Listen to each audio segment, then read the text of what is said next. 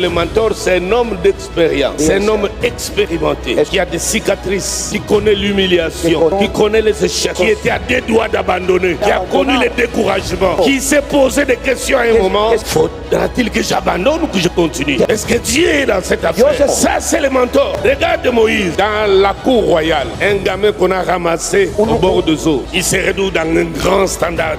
Aujourd'hui, on dirait, il touche même pas la portière de la voiture, quelqu'un l'ouvre pour lui. Gâté et puis chassé, il a fui pour vivre des conditions inhumaines, contrastant avec sa vie de luxe. Et c'est ce monsieur qui est venu affronter Pharaon. C'est ce monsieur-là qui est à la tête de plus de 3 millions de personnes, qui a affronté les Madianites, les Amoréens, avec ses deux mains levées. C'est le même monsieur qui va au sommet de la montagne, qui dit à Josué, suis-moi, attends-moi ici, moi j'avance. C'est le même monsieur qui frappe les bâtons sur les rochers. Voilà ce genre de mentor qui prend quelqu'un en charge. Pose la question à l'apôtre Léopold, il te dira comment il a passé 2 ans avec un seul pantalon. Pose la question à l'apôtre Léopold, il te dira comment il a passé 30 jours de jeûne à l'eau, 24 jours de jeûne, 20 jours de jeûne, 12 jours de jeûne, et le corps commence à dégager l'odeur du cadavre. Malgré cela, aucun progrès dans le ministère. Pose la question à l'apôtre Léopold, il te dira comment il dormait dans une maison trouée,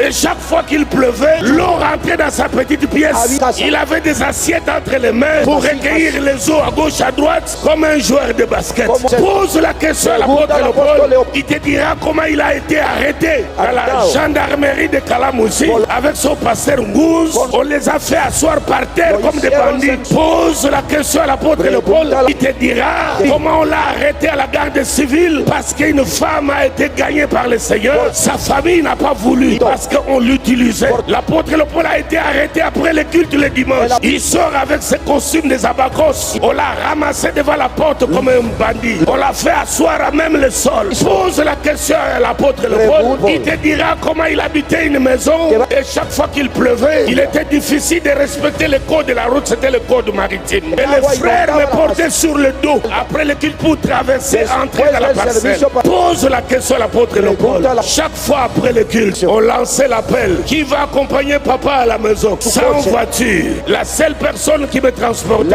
avec sa vieille voiture, on tombait en panne 4 fois. J'arrivais à la maison à 2 h du matin. Personne ne peut supporter un tel apôtre Léopold. Personne ne peut dire qu'il est fils d'un tel homme. Aujourd'hui, tout le monde veut devenir fils de l'apôtre à cause de la gloire. Alors reste là, reste silencieux. Je dois te montrer des choses parce que le chemin que tu as emprunté, c'est un chemin long et plein d'embûches. Moi, je suis déjà rentré là-bas. Je sais comment ça se passe. Sois patient, reste là. Sois patient, reste là. Sois patient, reste là. Sois patient, reste là.